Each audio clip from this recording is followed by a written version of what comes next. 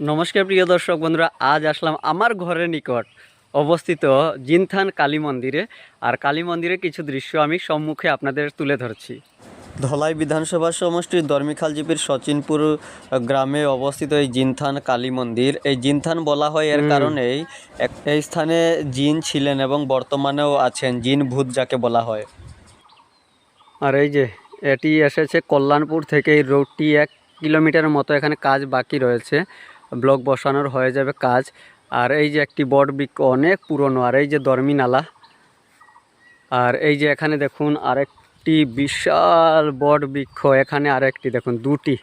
আর এই রোডটি চন্দ্রপুর দিকে গিয়ে মনিয়ার খাল গেছে। আর এখানকার কিছু দৃশ্য দেখুন। আর আজ মিটিং হয়েছে, আগামী 28শে এপ্রিল এখানে মায়ের পুজো রয়েছে। আর এখানে প্রতি বছর বৈশাখ মাসে মায়ের পূজা হয়। আর রাজস্বী পূজা, মায়ের পুজো হবে 28শে এপ্রিল। এই যে মায়ের মন্দির, এখানে শিব বাবার মন্দির হচ্ছে, দেখুন চাঁদা তুলে করা হচ্ছে। আর এটি ওই সামনে রয়েছে আমরাঘাট শিলচর রোড, সেখানে মিলিত হয়েছে এই রোডটি। এই যে দেখুন কিছু দৃশ্য।